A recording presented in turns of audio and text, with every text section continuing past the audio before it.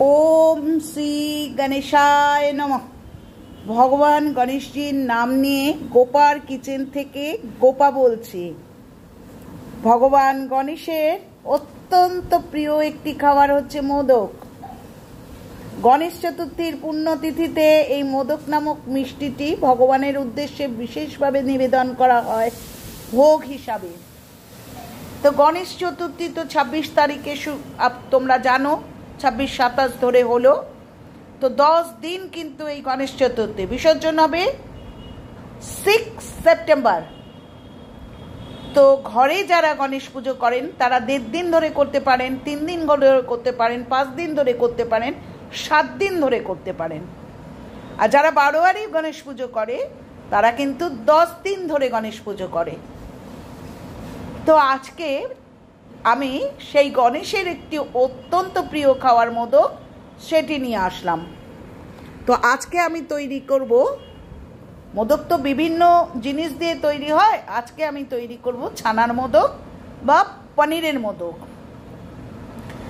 आमी बाड़ीते 1 लिटार दूधेर छाना केटे निलाम, जलटा भीषण भालो करे झेड़े निलाम। এটা কিন্তু দোকানের কেনা পনির দিয়েও করতে পারো। 1 বাটি তরল দুধ, 1 বাটি গুঁড়ো দুধ, ড্রাই ফ্রুটস 1 বাটি, 1 বাটি চিনি এবং ঘি নিয়েছি। তোমরা লক্ষ্যই করছো ড্রাই ফ্রুটসের মধ্যে নিয়েছি কাজু, কিশমিশ, আলমন্ডস এবং পেস্তা। এবার আমি কি করছি, এই ড্রাই ফ্রুটসগুলোকে কুচি কুচি করে কেটে নিয়েছি। ঠিক আছে, এবার আমি একটা মিক্সিং জার নিয়েছি। সেই জারটার মধ্যে কিন্তু এই যে ছানাটা আমি কেটে নিয়েছি 1 লিটার দুধের, বারবার বলছি জলটা কিন্তু খুব ভালো করে ঝারিয়ে নেবে। এবার কিন্তু এই যে পনিরটা কিন্তু গুঁড়ো গুঁড়ো করে আমি মিক্সিং জারের মধ্যে দিয়ে দিলাম। এরপর দেব 1 বাটি চিনি। চিনিটা যে যার পরিমাণ অনুযায়ী দেবেন, অর্থাৎ যার যেরকম মিষ্টি দরকার সে সেরকম ধরনের মিষ্টি দেবেন। আমি 1 বাটি, ছোটো বাটির 1 বাটি চিনি দিয়েছি। এরপর দিচ্ছি হচ্ছে 1 বাটি দুধ। ঠিক আছে, আমি তো দেখিয়েছি দুধের পরিমাণটা। তো 1 বাটি দুধ দিয়ে আমি কিন্তু এটা পেস্ট করে নেব। এখানে খুব কষকষে গরম দুধের মধ্যে কিছু কেশর দিয়ে আমি কিন্তু কেশরটাকে ভিজিয়ে রাখলাম। এবার মিক্সিটা বেশ ভালো করে ব্লেন্ড করে নিলাম। একদম ছানাটা চিনি এবং দুধ সমেত খুব ভালো করে পেস্ট হয়ে যাবে। কড়াইতে 1 চামচ ঘি দিয়ে কড়াইটাকে বেশ ভালো করে গরম হতে দিয়েছি। এরপর ওই পেস্টটা ঢেলে দিলাম, অর্থাৎ ছানা, দুধ এবং চিনি মিশ্রিত পেস্টটা মিডিয়াম ফ্লেমে খুব ভালো করে জাল দিতে লাগলাম। বন্ধুরা, এই সময় কিন্তু আমি গুঁড়ো দুধের 3/4 অর্থাৎ 4 ভাগের মধ্যে 3 ভাগ কিন্তু দিয়ে দেবো। দিয়ে খুব ভালো করে দেখো 1 ভাগ রেখে দিলাম। খুব ভালো করে নাড়তে লাগবো।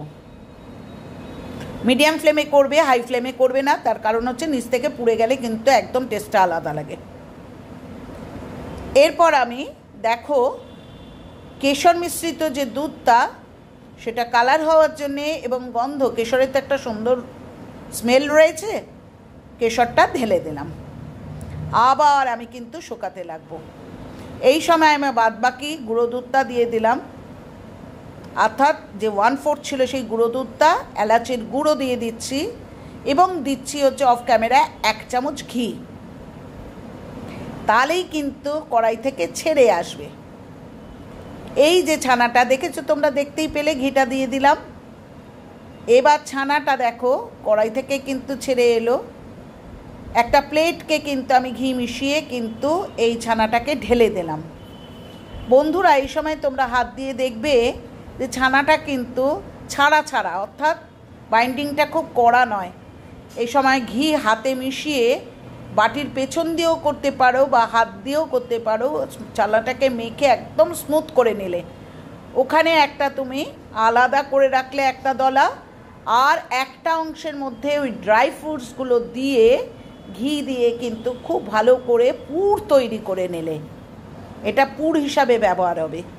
আর এই যে দলাটা, এটা কিন্তু মোদকের যে বাইরের খোলটা সেই বাইরের খোলটা তৈরি হবে। এবার তুমি হাত দিয়েও বানাতে পারো, আবার বাজারে কিন্তু বর্তমানে 25-30 টাকা দিলেই একটা মোল্ড পাওয়া যায়। এই ধরনের মোল্ড কিনে নিয়ে আসলে দুই প্রান্তে ভালো করে ঘি মাখিয়ে মোল্ডটাকে বন্ধ করলে এবং ঠেসে ঠেসে যে শুধু ছানার আমি পুরটা তৈরি করেছি সেই ছানার পুরটা চারদিকে লাগে ভেতরে কিন্তু একটা হোল করে রাখলে, দেখতে পাচ্ছ, তোমাদের বোঝানোর সুবিধার জন্য আমি হোলটা দেখিয়ে দিলাম কিরম হোল করেছো। এরপর দেখো আমি কিন্তু ওই যে পুরটা বানিয়ে রেখেছিলাম, অর্থাৎ ড্রাই ফ্রুটস সমেত যে পুরটা তৈরি করে রেখেছিলাম সেটাকে ভেতরে ঢুকিয়ে ওপর থেকে কিন্তু সিল করে দিলাম, মুখটাকে বন্ধ করে দিলাম এই ছানার তৈরি পুরটা দিয়ে। আচ্ছা, এখানে কিন্তু বারবার একটা কথা বলছি, ছানাটা যখন তুমি কড়াইতে নামালে, আচ্ছা বেশ কথা, এবার আস্তে করে খুলে খুব আস্তে করে, এর মধ্যে তো হুড়োহুড়ির কোনো ব্যাপার নেই বন্ধুরা, দেখো কি সুন্দর মোল্ড থেকে ছেড়ে বেরিয়ে এলো তোমার মোদক, দেখেছো? আমি আগেও একটা তৈরি করে রেখেছিলাম, এই আবার একটা তৈরি করলাম, সুবিধার্থে আবার একটি দেখিয়ে দিচ্ছি।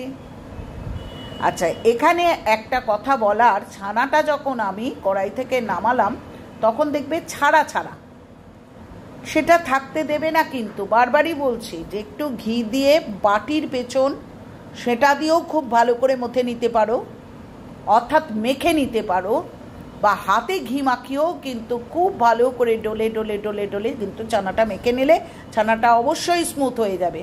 দেখতে পেলে মোল্ডটাকে কিন্তু দু প্রান্তেই কিন্তু ভালো করে ঘি মাখালাম এবং এই যে ছানার পেস্টটা মোল্ডটাকে বন্ধ করে একটা ভেতরে হোল করে কিন্তু চারপাশে লাগালাম। এই যে হোলটা, এই হোলটার মধ্যে ড্রাই ফ্রুটস সমেত যে পুরটা তৈরি করে রেখেছিলাম সেটা ভরে ওপরে কিন্তু আমি ছানার যে পুরটা তৈরি করেছি সেটা দিয়ে কিন্তু মুখটাকে সেল করে দিলাম, হয়ে গেছে তৈরি। এখন আমি যতগুলো দেখাতে লাগবো ততগুলোতেই কিন্তু সময় যাবে, ভিডিও কিন্তু বড় হতে থাকবে, তাই নয় কি?